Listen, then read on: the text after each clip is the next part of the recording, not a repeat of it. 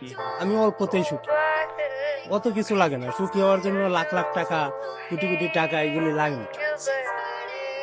পকেটে 500 টাকা আর মন ভরা বিশ্বাস আর ভালোবাসা।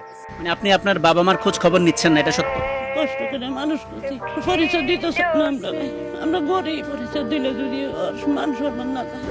খুব সহজে আপনার পায়া লাইলে ডিমান্ড কম। তার মানে আপনি আপনার ডিমান্ড বাড়ানোর জন্য এটা করছেন? বরং পোষণ কোষ খবর নেন না, বিয়ে করি না রে ভাই। সহজ কথা আপনি বুঝেন না কেন? এটাই বাস্তব। يا مرحبا